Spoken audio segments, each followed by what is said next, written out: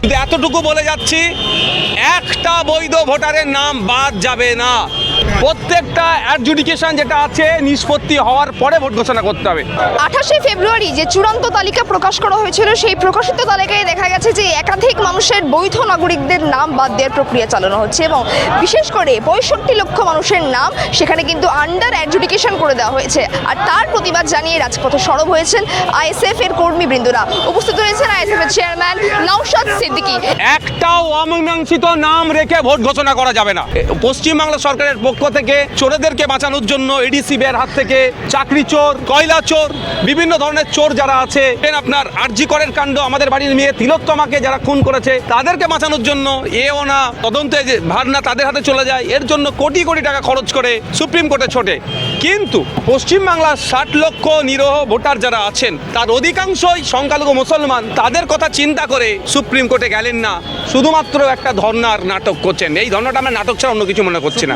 স্বচ্ছ voter list তৈরির নামে 104 বছর বয়স, স্বাধীন ভারতে প্রথম ভোট যখন শুরু হয়েছিল সেই ভোটে যিনি অংশগ্রহণ করেছেন শেখ ইব্রাহিম, জামালপুরে বাড়ি বর্ধমানে, তার নাম অ্যাডজুডিকেশনে আসবে, এটা আমরা মানব না। তো Mamata Banerjee as a chief minister তার ধর্নায় বসার প্রয়োজন নয়। State of West Bengal supreme কোর্টে কি ইসিআর বিরুদ্ধে মামলা করেছে এটা আমি জানতে চাই। কিন্তু স্বচ্ছ ভোটার লিস্ট তৈরির নামে বিচারপতির নাম অ্যাডজুডিকেশনে চলে আসবে, এটা মানব না। এবং সেই মিছিল থেকে তারা কি বার্তা রাখছেন আন্ডার অ্যাডজুডিকেশন নিয়ে, সরাসরি শোনাবো আপনাদের। যারা আমাদেরকে ভালোবাসেন, আমাদের খবরগুলো আরো বেশি মানুষের কাছে পৌঁছে দেওয়ার জন্য আমাদেরকে আর্থিকভাবে আপনারা সহযোগিতা করুন।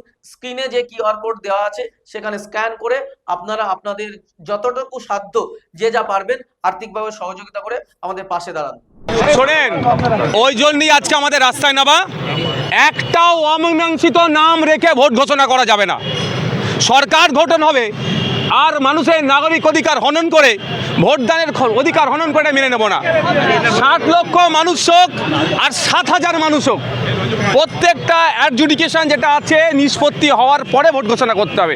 আজকে আমরা যে বিষয় নিয়ে ডেপুটেশন দিচ্ছি তার মধ্যে অন্যতম একটা বিষয় হচ্ছে এটাই যে এই গণতন্ত্রের উৎসবে কোনো মানুষ না ভোটদান থেকে বিরত থাকে। যেখানে তিনি ঐতিহাসিক ধর্ণা কর্মসূচি নিয়েছিলেন মেট্রো চ্যানেল, তিনি বসছেন সম্ভবত কালকের পরও বেশ কয়েকদিন তিনি ওখানে ধর্নায় বসেছিলেন রাজীব কুমার সাহেবকে বাঁচানোর জন্য সেন্ট্রাল এজেন্সির হাত থেকে। আর সেই রাজীব কুমার সাহেব আজকেই রাজ্যসভার এমপি মনোনীত হওয়ার জন্য উনি ফর্ম জমা করলেন অ্যাসেম্বলিতে, থেকে বোঝা যাচ্ছে তিনি রাজনৈতিক স্বার্থ চরিতার্থের জন্য বসেছিলেন। তো Mamata Banerjee as a chief minister তার ধর্নায় বসার প্রয়োজন নয়। State of West Bengal supreme কোর্টে কি ইসিআর বিরুদ্ধে মামলা করেছে এটা আমি জানতে চাই। আমরা চাই অ্যাজ চিফ মিনিস্টার তার যেটা আসল রোল সেটা পালন করুক। তৃণমূল কংগ্রেস ধর্নায় বসুক, সেটা আমার কোনো ব্যাপার নাই।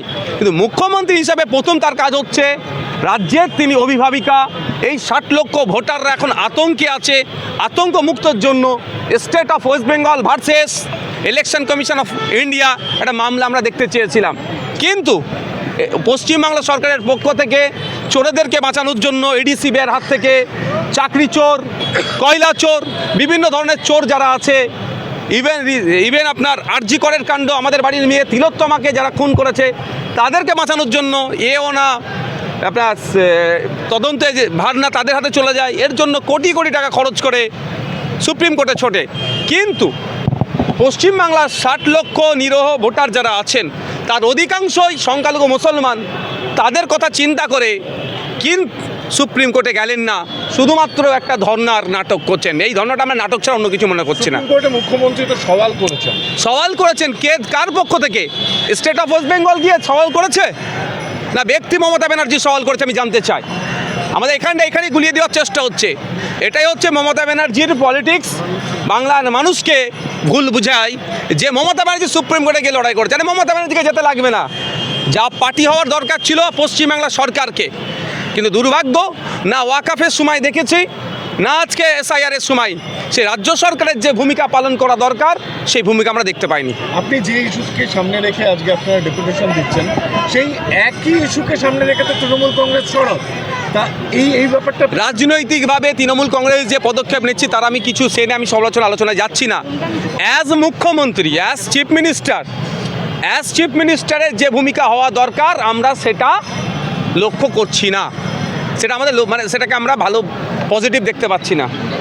ঠিক আছে, থ্যাংক ইউ। শুধু কি আপনারা ডিসিও অফিস যাবেন নাকি অবস্থানে ওখানে বসে? দেখুন, আজকে আমাদের যে প্রোগ্রাম আছে আমরা করব, শুধু এতটুকু বলে যাচ্ছি, একটা বৈধ ভোটারের নাম বাদ যাবে না।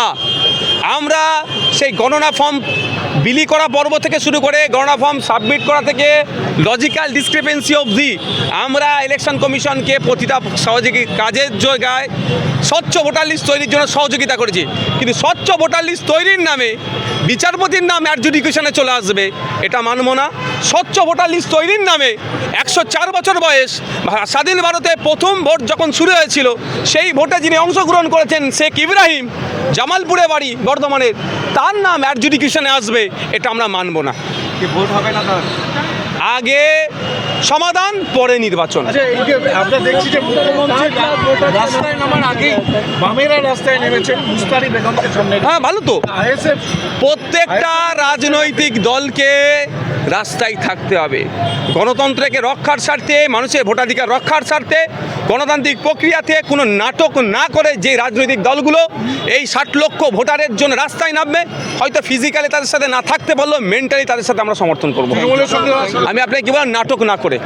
এসআইআর নামে যেভাবে বৈধ নাগরিকদের নাম বাদ যাচ্ছে, সেই জায়গায় দাঁড়িয়ে শুভেন্দু অধিকারী এর আগে বলেছিল যে 1 কোটি রোহিঙ্গার নাম বাদ যাবে। যে প্রক্রিয়া শুরু হয়েছে এসআইআর ফলে, তাহলে কি কোথাও গিয়ে মনে হচ্ছে রোহিঙ্গা মানেই মুসলিম? এখন বিষয় হচ্ছে শুভেন্দু অধিকারী যে হিন্দু হিন্দু ভাই ভাই বলে, আসলে ওটা তো বিজেপির হিন্দু।